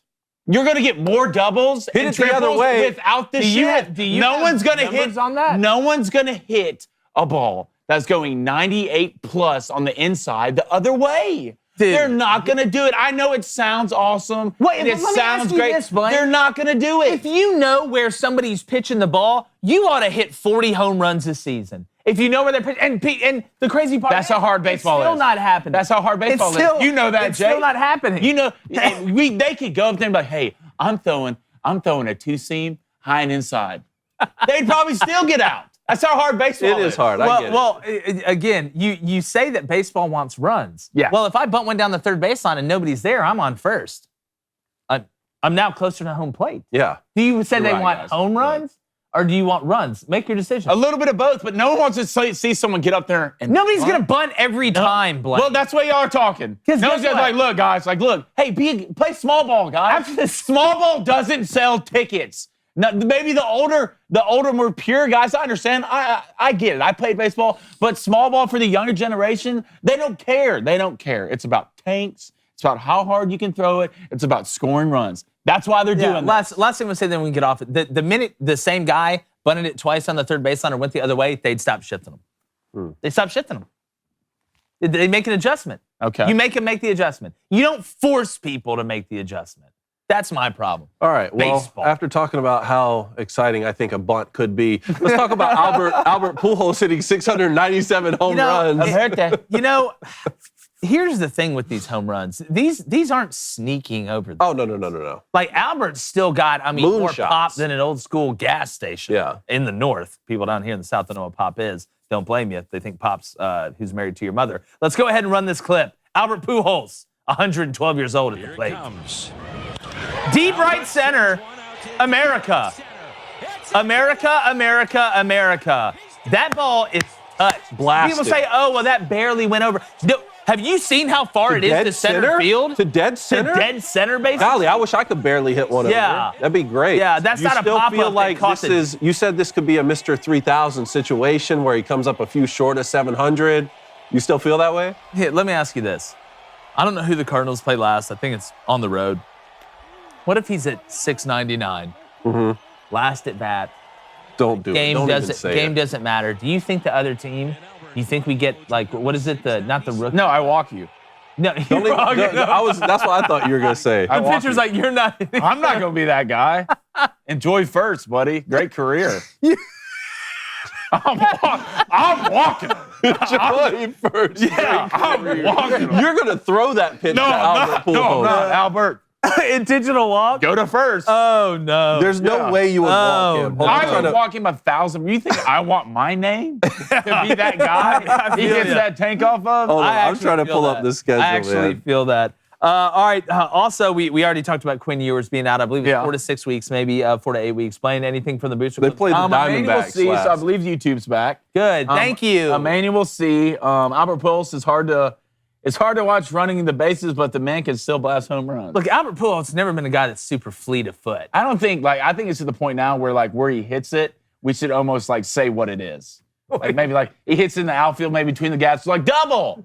So there's just a guy on second base, or he hits a ground ball, it's like single. Or he grounds it short. It's like you're just out. So one of those You don't have to run. You don't gotta run it. We'll say what it is. It's like, kickball, you don't have enough players. You're really funny this morning. Am I? You're on one of your funny. You're on streaks one. this morning. Am I? Okay. All right. See it. Le'Veon Bell knocked out Adrian Peterson, by the way. This is the Next weirdest. rapid What are fire. we getting to? I Yeah, don't know. if you'd have told out. me this, if you'd have told me this 3 years ago, I'd have said, "What nightclub were they at?" Here we go. Adrian. Adrian Peterson. Let's play the clip. Adrian Peterson's wife somewhere is like, yeah, Le'Veon, get him. Don't do that. Get him. Don't do that. Get him. Let's run the clip of two running backs fighting. This is just Bob, weave, wham. Oh! Caught him with the right. Le'Veon fights like he runs. He does that stutter. Adrian's having flashback playing the Steelers. Adrian's like, look, I'm fine. I'm a score. You see it one more time? Weave. Hold on. Weave. Surprise. Le'Veon's using the Japanese technique of you're knocked out. Oh, man. Look, here's my thing. I think this is great. This is kind of celebrity death match, but in real life and nobody actually dies. I think we should have star athletes fighting each other all the time that are not boxers or UFC fighters. I think it's great. Remember we saw Herschel Walker in the UFC and stuff like that. But no one wants to see fighting in baseball. Wait a minute. I never said I didn't want to see I fighting in didn't say you baseball. didn't want to see fighting. Yeah, I was about to say. In general. You said no one. You said no one. Well, I'm excluding someone, people on the Blaine. set. I'm a Excluding people- person. Yeah, you're right. Value. Marginalized. I have value. You do. Great value. Speaking of fighters, See, now that's a screwed up joke. Now that's a screwed up joke. You're the Okay. Czech Cola of human beings. speaking of fighters, UFC fighter Hamzat missed weight by 7.5 pounds, so there was that. Boy, UFC, what a crazy situation. Hamzat starts a brawl in the back before weigh-in or the pregame party. Then you miss weight. You didn't miss weight by a Caesar salad, all right? You missed weight by 7.5 pounds. Intentionally at that point. It's, I think 7.5 intentionally. pounds? 7.5 pounds. Yeah, you're not in your second trimester, buddy. So Hamzat gets changed. He was supposed to fight Nate Diaz, who has the most punchable face of all time, and I mean that as a compliment. I've never seen somebody eat more punches and not be just brains aren't just scrambled eggs like Nate Diaz. It's unbelievable the amount of punches that he's taken. So therefore, Hamzat doesn't fight Diaz. He fights Brian Holland, who's letting him fight like a child or a puppy, and he absolutely destroys him. I think Hamzat's becoming the villain of the USC. There's a little bit of a vacuum there. Colby Covington tried to be the villain a little bit, but it just really doesn't work. I just don't buy him being the villain. Hamzat, 100% can buy being the villain. Yeah. 100% buy Hamzat. that. Now, so if he stays at welterweight, which I hope he does, he stays at welterweight, gets down to where he needs to be, he would probably fight Colby Covington. I want to see that fight. If he goes up to middleweight, he's going to fight Paulo Costa, which will still be a good fight. I want the Hamzat Colby fight. You may not even be able to have a weigh-in at the place with them together. Like that would be, but I just feel like the UFC sets all this up. I feel like it's like the WWE, except the fighting's real. Like it becomes, all stuff. Hey, it's still real to me, man. It's still real to me, damn it. But Scripted but real. it's scripted outside of the octagon, but you're not faking that. Like in wrestling, I hate to tell you guys, everybody out there, if you have kids in the car, wrestling's real, I promise, kind of. I think and Dana White's the best at it. He's the best. There's always something new. Somebody's throwing a chair through a bus. Somebody started a brawl in the back. Hamzat's 33 pounds overweight. Like it just, I feel like they do the best job of scripting. WWE scripts everything, we know that, but UFC's real in the ring. I found that fantastic. But I do want to say this. Yeah. Nate Diaz, I'm glad he beat Tony Ferguson. Look, I know Tony Ferguson's on his way out. They respect each other. They're both OGs. Nate Diaz said he's going to go be a boxer, take over that, and then come back and win another UFC. I heard Conor, there's going to be a trilogy. I heard there might be a trilogy, actually. Is Conor going to come back? You can't come out again to get your ass whooped. Yeah, if Conor, you get beat one more time, like I'm really starting to believe your whiskey sucks. It's like, no, honestly, like the man attacked his whiskey. No, I'm just saying. No, look, I know, like you broke your ankle and stuff, but oh boy was putting it on you again. Yeah. Oh, yeah, look, putting on you. You were in the cage like this. Oh boy's like, what's up, man? I'm from Baton Rouge. I chase rabbits and fight monsters. Like that's exactly right. You been to an LSU game? All right, last three here. Carlos Alcaraz, the 19-year-old tennis phenom, won the U.S. Open. Congratulations to him. Let's go. Nice time out. I'm still going to always remind people that Novak Djokovic was not at the tournament. True. Yeah. T.J. Watt torn pec, and I tell you what, that first half that he played. Did you see him catch that pick? Quick Did I question. see him catch that? I'm like, I had Joe Burrow in one of my leagues. I saw him catch that pick. Quick question. Yeah. And I want the Booster Club's reaction on this. Prime T.J. Watt better than prime J.J. Watt? 22 sacks last year. 22 sacks. Yes, he's better. Okay. How about I'll take them both? 22. Yeah, I'm taking prime T.J. Watt over prime J.J. He can do more stuff. And he's not bad against the run either. You can put TJ at tight end. Like, he just, H-back, He's the brother, like, JJ's huge.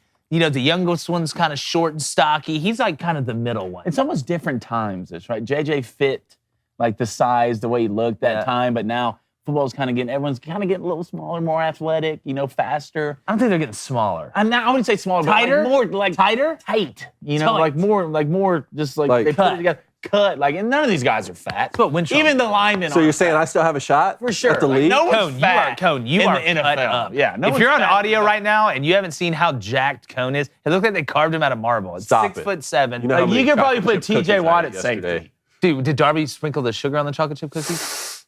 Yes. Oh, okay. Yes. Yes. Okay. Yes. Well, it's the best. Last one. Dak Prescott out 6 to 8 weeks. Is there a way?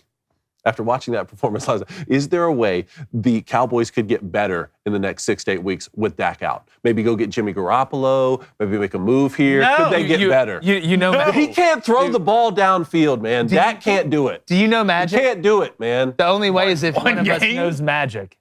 Huh? And I don't know magic. The Cowboys are cursed. It's a curse.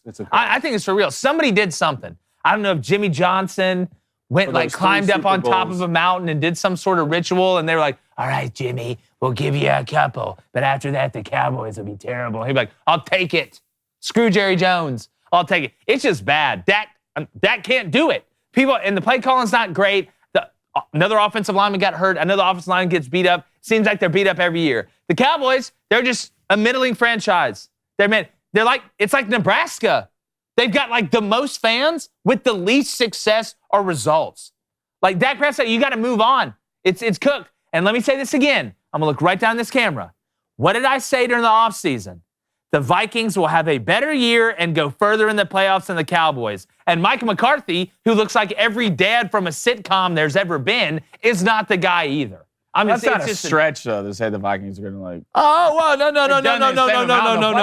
Not after all the slander I've heard about Kirk Cousins. They've done the same amount in the playoffs. No. I'm talking about this year. I'm not talking about a past. That's why it's not a stretch. They've literally won the same amount of games in the playoffs. Yes, but again, the Cowboys are the golden star on the hill. The Vikings, everybody's picking the Packers to win the North. I know there's a lot, but the Vikings just pulled their pants down in front of everybody. That's another thing to consider. The Vikings have played in a much tougher division. Dude, I'm telling you, you see Justin Jefferson? I mean, good Lord. Top 3 receiver in the league. Good Lord. The man may be the first man's different. receiver to win an MVP since what, Jerry Rice? Didn't Jerry win? And the Packers, didn't guard him. Well, that blew my mind, too. That'd be the one guy I would guard. Like, yeah, if I'm the defense coordinator, what's the first thing we're going to go over, Jake? Justin Jefferson. Hey, this is Justin Jefferson. Adam Thielen goes for $150. You know what? Tip my cap. I'm out. Yeah, Justin Jefferson's just doing the gritty all the way down. You just left him wide By the way, his new version of the gritty, not a big fan of. Go back to the other one. I didn't see the new version. It was weird. It was just kind of, I don't know. Don't make it looked like it was a skip with a gritty. I'm going to have to fact check this, but it sounds like no wide receiver has ever won the That may be it, because somebody, I heard Jerry Rice, Jerry Rice never won the MVP, right. despite the fact he once had an 1,800-yard receiving season. That's ridiculous, number one. Justin Jefferson could do it.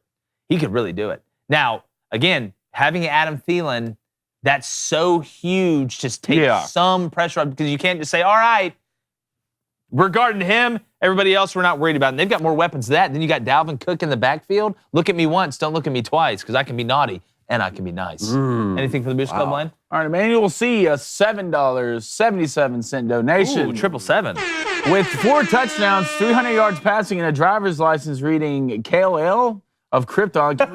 Can we now say that Sam Hartman is the best QB in the ACC? Dude, let's just play a game for a second. Not like Jigsaw, but like a game that's fun for everybody. Let's just say Wake Forest goes undefeated and Sam Hartman balls. Could Sam Hartman possibly win the Heisman? Yes. For sure. I mean, you add on the story behind. I mean, for sure. You miss a game. The Tommy Shelby of college football winning. Because Wake, again, and I know Vanderbilt. This isn't the same Vanderbilt team that we've seen, though. I mean, they handled them. I mean, Sam threw for 300, 4 touchdowns. Watch your mouth. With 300 yards, 4 touchdowns. Dangerous. We're going to find out against Clemson. If they beat Clemson, and they have him at home. Good game. Right? They have him at home. If they beat Clemson and he has a good game. Yep. You could start to. Or even if he has a great game and they barely lose, if they finished out the rest of the ACC schedule with a lot of wins, you'd get invited. Could we have it where it comes down to Sam Hartman and Stetson Bennett? For Heisman? Let's not again forget about Bryce Young over there. The offensive line needs to stop forgetting. You just led them to the promised land. I still understand how you made that cornerback miss and not go down. First off, if you're the corner, you got to make that play. It was the perfect call. You got to make that play. A huge guy, but the strength you have to have in your hips to not go down and hit you like, oh boy, he's got to be scoring. I am taking the outside leg. I know. Without Bryce Young, you probably don't come back and win that game, and that's huge. No, you don't. Bryce made a lot of mistakes, man. He made a lot of the same mistakes he made last year. And I'm telling you what, a lot of the mistakes he made when it comes to reading pressure is internal pressure. Yeah. Like, it's one thing if you get blindsided or even from the front side and it's around the edge of the pocket. There's internal pressure, and he's just holding the ball way too long. Well, I don't think he's running enough. Not that he needs to be a guy that just runs a ton. But last year, Bryce ran them into so many good situations. Because, again, he was so good last year at reading man. The backs are turned. I'm going to take off and get the first down. How many times did he gut somebody on 3rd and 7 when you somehow locked up J-Mo and Mechie and the other guys on the outside, backs are turned, he makes one guy miss and goes for 8.5, and it just rips your guts out because you don't, it drives extended like that, it just chips away at you and it chips away at you because you know that you should. Well, he has a lot of less help this year. And here's another thing I'll say is that, I don't know the internal workings of how Bill O'Brien is setting the Alabama pass protection, but to a lot of people on TV, it looks like any time a quarterback gets sacked, it's the offensive line's fault. Oh, yeah. A lot of times it's the quarterback's fault because it's on the quarterback to identify the mic and set the protection appropriately, right? So, yeah, I guess that's right. Some teams do it that way. At Michigan, it was like, look, we're not going to, why would we ever let a center set the protection? Yeah. Leffler's like, we're going to do all everything. of it. No, seriously. That's why that notebook looks exactly. like that. That's why that's day one install. Quarterbacks are going to set the protection, and a lot of times it's the quarterback's fault when they get sacked because you set it wrong. So, again, I don't know the inner workings of how they set their protections, but it's something to keep an eye on as we move forward in the Alabama season. Definitely. Another thing to keep an eye on. I don't want to stay this long. Fantasy breakdown from the weekend. Daily Wire League. Brutal.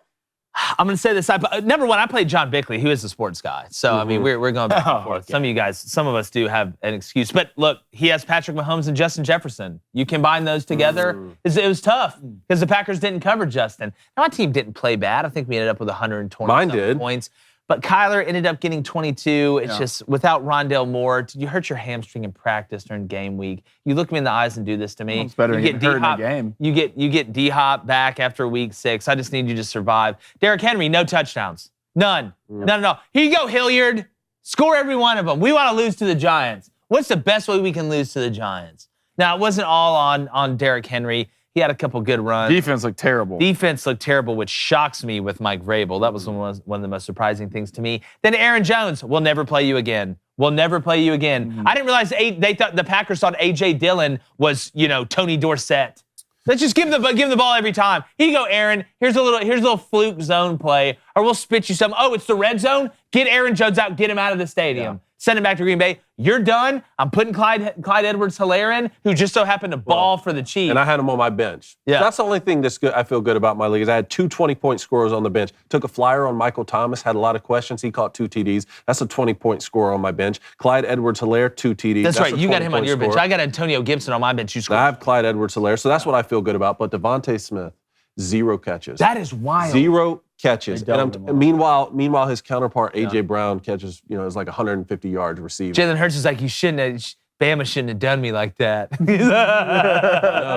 Yeah. Well, when you score 154 points and lose. That's tough. You played Knowles, didn't you? Yeah, they scored 159 points. Wow. Well, I still feel like I have a really good team. It's a long season. I mean, you start with my first pick, Cooper Kupp, scored 32 points. Yeah. Now, I was walking into feeling great about a lot of things. What it came down to, in my opinion, was 1, the Titans' defense is terrible. 2, Derek Carr.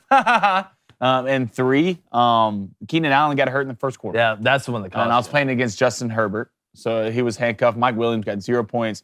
Keenan Allen had 10 points in the first quarter, looking like he was going for the big game. But I'm not upset about it. I mean, if we score 154 points, I'll tip my cap and walk in the next week. So, I mean, I got a good squad. It's a long way to go. Knowles was like week 1, destroyed whoever. I'm like, look, I think he thought, or maybe still thinks, that the objective was to win the first game. I think he thinks it's over. Well, he's taking a one game at a time. It's a long season. Yeah, it's a long season. It's a long way to go. Believe me, we're going to make some adjustments. Meanwhile, if anybody wants Aaron Jones, I'll take a washing machine for him. And I got DeAndre Hopkins on my bench. So yeah, that was a good pickup late. We're going to continue to update you guys. I got to see who I play next week. Like I said, look, Bickley, the sports guy. I knew when I saw him matchup number 1, I was like, Justin Jefferson. There's a reason I put Adam Thielen off the bench. I had Courtland Sutton starting, and I put Adam Thielen in the lineup because I was like, all right, the Packers are going to do everything they can to take Justin Jefferson away. So who's going to be open? Adam Thielen. What they do? Not that. Did a lot of things, but not that. Didn't guard him.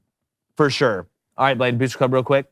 Manny C says, J.J. Watt in his prime was better. People are quick to forget how dominant he was. He even scored 4 touchdowns in one season. Oh, okay. Well, let's take away the touchdowns because T.J. Watt just picked one off. We know what T.J. has done. Let's just really look at the numbers. And we can also say this: who is more versatile? Who's more versatile, right? The goal is to get the best players. Was good, though. No, I'm not. This is not an argument about if either one of them was great. Prime J.J. Watt, Hall of Fame level great. But guys, T.J. Watt had 22 sacks last year. Let's just think about that. 22 sacks. How many? That's a lot. That's a lot. And he's balling against the Bengals. Yeah. I mean, again, he's just more versatile. JJ had 20 and a half in 2012 and 20 and a half in 20. Never had 22. No, he didn't. Just telling you. TJ, better pass rusher. And he's really good against the run, too. That's what people don't realize. TJ Watt is really good against the run. He's not as big as JJ, but he's pretty good against it. Give me another one, Blaine. Yeah, he had 10. I don't see where J.J. Watt had 4 touchdowns in a season. I think he might have played a little offense. I'm seeing 2 career touchdowns. I think he might have came in as some offensive plays. All right, Travis Elrod, #AskCranny Should the Cowboys go get Case Keenum? The backup king. No, you need to go get Jimmy Garoppolo. That's the one that's out there. You want to try and save the season? Not that he's some sort of, he's not Troy Aikman, but he's also, not much worse than Dak. I'm telling you right now, the best quarterback that Mississippi State's had in the last 20 years is playing at Mississippi State right now. I think Will Rogers eventually will be a better NFL quarterback than Dak Prescott. And I'll go ahead and say that. Yeah. Because again, watch Mississippi State. Out of all the predicted, I feel like 90% of what I predicted in the SEC is about spot on. South Carolina at 2-6. Looking at Okay, come on over, babe. You got a long way to go. You got Georgia this week. Best of luck on that. Haynes King being just very average and Max Johnson needing a shot. Well, that's looking like that's coming to fruition pretty quick.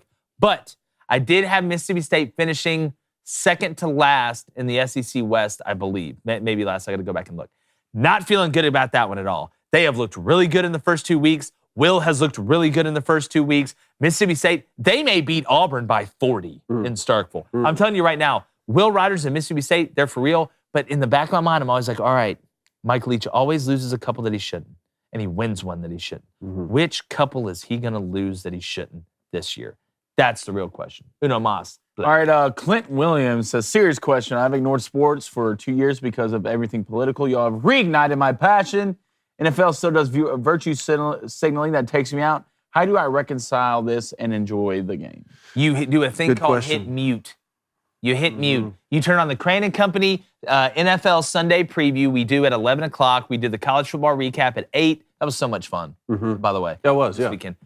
We did the NFL preview, our fantasy and bets at 11. So, yeah, turn that on while the game's on. When that ends, man, turn it on mute. If you want to turn on the local radio, maybe the radio of the team that you're watching, you can find that online. Because, look, you're going to see the commercials. We all know they're going to try and, shove narratives down your throat. They continue to do it. It's an optics thing. I say the same thing on that Our Planet show I was talking about in the open, in the cold open on Netflix. Everything they're like, meanwhile, the icebergs are melting all over the place. It's in everything. That's one of the problems that they do that. It's everything. They're like, these penguins used to be able to read or write until Americans started drinking everything sodas. nowadays. Yeah, and one of the things I was telling Matt Walsh the other day is, if you have a problem with the NFL, don't take it out on football. If you have a problem with what the NBA is doing, don't take it out on basketball. I like because, the games are still the games. Maybe go support a local high school football team. I was going to see if we could do that this fall. That's my favorite. There's a couple high school by you over there. Let's do it. Brentwood. Let's go watch a Friday night high school football game.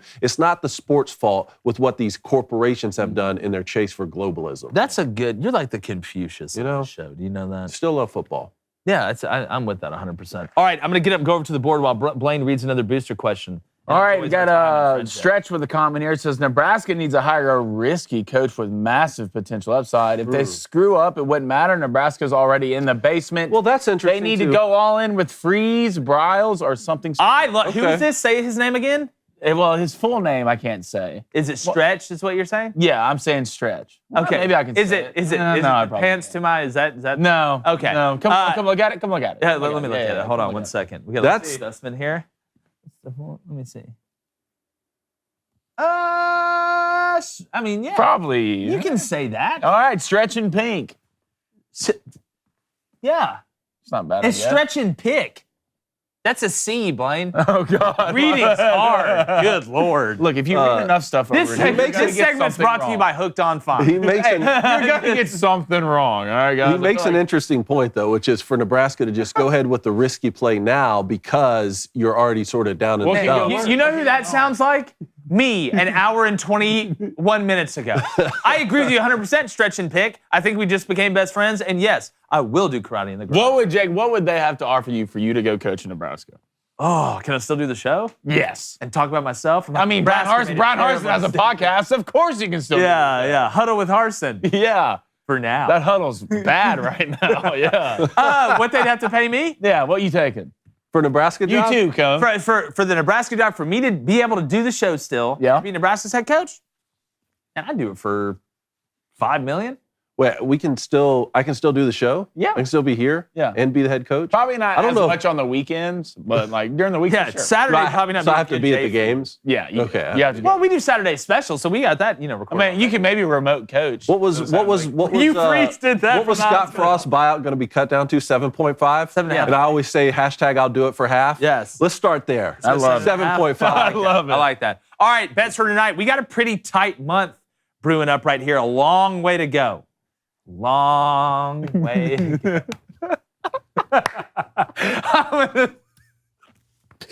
Oh, look. What is that? What was that? I was saying it's a long. I don't know. It's a long way to go of the month. Oh, okay. I get it now. Okay, you get it now. Jeez, guys. All right, I get it. I feel like I'm playing by myself out here like Bryce Young. All right, give me the Seahawks, Broncos under 45.5 at -134. And give me the Broncos -6. That's going off at minus 132. 17, 18, and 1. Let's keep it going, keeping it steady. Feel good about it. Coney, what are you thinking today? All right, let's go Broncos Seahawks under 44.5 at minus 115. And then I want the Rangers Marlins no runs in the first inning minus 135. See, and don't you ever touch me on my shoulder. I'm going to touch you on your shoulder in 3 other places that I can't say on the show right now. Oh, wow, on a Monday. Go ahead, Blaine. It's getting physical. You love to see it. All right, guys, 18 and 18. In other words, keep it. All right, give me Denver minus 3.5, minus 178. Who's playing quarterback for the Seahawks? No one really knows. Maybe me. All right, and give me Javonte Williams anytime touchdown. Just not Melvin Gordon. Why is he even playing? He's terrible.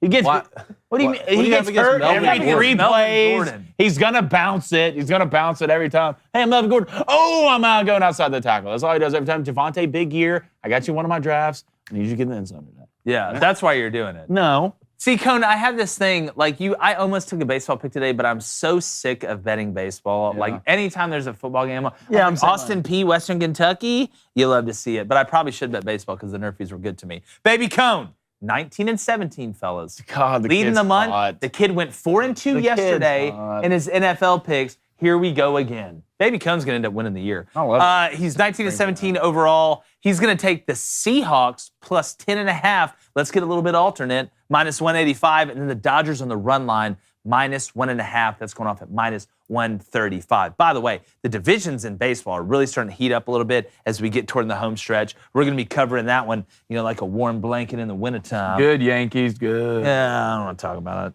It's Booster Club leaderboard. Sammy V is, I believe that says 8-0. I'm going to go 8-0. Katie Rose, 1191. Is that the name of the girl of the Titanic? Or was it Kate? Kate Rose, wasn't it? Hmm? Kate Winslet played like the... that. What was her name? What was Kate Winslet's It was something character's Rose. name? It was something Rose. Maybe her first name was Rose. Still, there's room for 2 of them. Yeah, scoot your ass over. There's room on the door. Why are you going to watch me? You really love me? No, you don't. I'm drowning and freezing. Katie Rose, 1191 is 3-0. So is Cody Nason, the graphic king, or as he's called in the streets, the king of getting graphic. Let's go ahead and pull that graphic back up, please, for me. Thank you. Revco 250 is 3-0. Lava Leech, 2-0. Young NASCAR, son of old NASCAR and grandson of Grandpa NASCAR, is 2-0. Blaine's Mustache back on the board at 1-0. Theo Dictator's 1-0. Cone's High Waters, one of the many. You want to talk about a follow. Yeah. That's a follow. phenomenal That's a follow. Her first name was Rose. First name was Rose. Okay. See, I'm beating around the bush there, like Jeb and George fighting. Kyle_Kennedy is 1-0. Shout out Cal. And I wonder if Justin, let me know if you're 4-0. He was 3-0. He said he didn't see his name on the board. He was a little bit pissed and not tan about it. So we want to change that and get that fixed. But parting thoughts and a little bit of Booster Club. Poll. Is this the end of the Nick Saban era? Come on, guys. He won. Be surprised. They won the game. Like today, is today the end? Like it won't. Was there some devastating accident? I'll say no. Rome is burning. Jeez, you know what? I just percentages. Come. No. 80%. Wow. Wow. I'm gonna say yes. 70 or what? No, wait. Hold on. Redo. Lock it in. I'm gonna say no. 79%. Kind of led you astray there. No, 82%. You're such a. Yes. You know what? Where's replacement come? You know what? That's where's replacement? 2 points off. He's right here. He's right here. Listen. There he is. Yeah, do you see him wearing the glasses? I walked in. He locks looked on? nice with the shirt. You already know. All right, Blaine, Booster Club, before we go. Hey, appreciate the donations today, people. Remember, like and subscribe. Like and subscribe. Travis Channel's Elrod, going would up. Tom Herman be a good hire for Nebraska? The Hermanator. As OC? Yes. As head coach? No. Not even close. A J-Mac volunteer. Bigger bases does not eliminate close plays. There will always be close plays. Needed camera review breaks, which will always show the game at times. Video reviews for close plays are inevitable. Should they still have them? Yes. I'm fine with the video for close plays. My problem is when all of a sudden there's like 13 of them during the game. The game's already long. They're trying to make it faster. I do like the video plays. Some people think there should only be video reviews on plays at home, not out safe or safe and out and stuff like that. The bigger bases thing to me is just funny. It's just funny. It's like, again, that would just be the last thing that I would change. You want to change the shift? I don't agree with it, but I can understand it. You want to have the pitch clock? Okay, they can quick pitch hitters. I get that. I'm fine with that. But you just want to make something bigger? I don't think it works like that. Like in the NFL, it's like, you know what would make more people watch the NFL? If the pylons were taller. Let's make the pylons taller. I'm really not following this. Yeah. All right, we got a question here from Garce. Guys? What's up, Garce? Braves closer Kenley Jansen blew his third close in 7 games. Do you think Atlanta's going to go try to get rid of him? Well, it's worrisome. It's super duper worrisome. And I've watched this happen, and Kenley Jansen just does not look like the same guy. The movement on his pitches, especially the fastball, just isn't there right now. It's just flat. It's totally flat. It's like the pavement outside my house. He just doesn't have the stuff right now. I never thought I would want Alex Jackson back or Will Smith, not the one that slapped Chris Rock, but the closer. The Braves got a closer problem. How's Soroka feeling? You know, how's Mike down there? What if we're able to bring him in for the 9th? You're not overworking him. I don't know. Maybe it's just a thought. I know it's late in the season, but it's not like he forgot. It's not like he's throwing with his other hand or something like that. He's not Rick Ankiel. All right, Chip Pallar says, Bryce drove Bama down the field like a cool Heisman quarterback. We might see a repeat of the Heisman finally. I don't think that's out of the realm of possibility. The weapons around, you got to play better, and the offensive line has to play better, and he has to play better. I think it's a little bit like you said. You got to stop holding on to the ball too long. I mean, look, I get it. You're like Tom Hanks and Wilson. You want to hold on that ball for as long as you can because you trust it, and you love it, and you need it, and you're all alone without it. But sometimes you got to get rid of it. You're on the raft in the ocean. The ball goes floating away. What are you going to do? Turn it into shark food? Wilson! What happened? You got rid of the ball, and the ship comes and picks you And then up. you're on planet Earth. Then you find out your wife got stolen. That is a real tragedy. Yeah, I agree. One more and that's it. All right, Steve the Pirate. Bigger bases eliminates the runner being hit while they're running to first on throws. No, it doesn't. It's trying to eliminate that controversial call. Stops. How's the base get the? You're talking about the runner stepping on the first base. They're still going to step on it. You're running as what happened fast to the as you base can. off to the side, the safety base at first base? The safety that base? the runner could run to, Love and then what happened with Where that? you just I step love on it. the base and the runner, there's another base next to it? Have you know what I'm talking about? No, I played baseball my whole life, including You didn't do that? college. I did that a lot, yeah. The safety base? Jake. come Okay, on. what Little maybe- base, How much baseball have you flat played? base. Yeah, the little flat Jay. base to the right of it. Like the safety base. First off, don't ever look me in the eyes and say anything about a safety base again. You run to first base. You run. I didn't even bring it up. No, yeah, Oh, so it's me. Well, it sounds like you want it. I'm just telling you That what right it there. is. You never seen that? Oh, I've seen that in PE. I don't want Come no on, man. safety base, What are you man. talking about? That's ridiculous. That's so much better of a solve than These making are every adults. base around. They made the base bigger, Cone. It's two bases attached to each other. Right? What? It's not two bases. It's 3 inches bigger. It went from 15 to 18 inches, which is still stupid. Like, why is that? Yeah, the regular size of like- the base went up. Yeah. Huh? I mean, it's not going to matter. I don't know. Home what's plate's gonna the same, change? though. Yeah. Home plate's the same, though? Yeah. We're going to make the gloves bigger. I think they should make the home plate as big as possible. No one will ever get a hit. Make it huge. I thought you just Make throw a it strike. Like coming out of the ground. Make it huge. Like, or something you have to run through. Like I like Something you have that. to run through, not tag, you have to run through it. And like By the time there's Blaine a got done- surprise when you get through. You don't know what it is. Dude, by the time Blaine got done with baseball, it wouldn't even be baseball, and it would have a totally different By name. the time, if they let Blaine be the commissioner of baseball, it would be American Ninja Warrior within 3 years. It would. Like what you would have to, that's exactly Like, we what- already had that, Blaine. Yeah. It would. You're right. That's so funny. All right, we appreciate you guys. Yeah, he was just looking at Slugfest. Make sure you like, subscribe, follow us on all social media. Go to @Crane Company, CRAIN Company on Twitter. Give us a follow. Got a great show for you tomorrow. We're going to drop our top 10 power rankings for college football and the NFL, Cone, if you're ready to bring the smoke. I'm not ready. Yeah, you are. I did not expect that answer. Appreciate you guys. And like the chances of the Nick Saban era being gone, we're gone.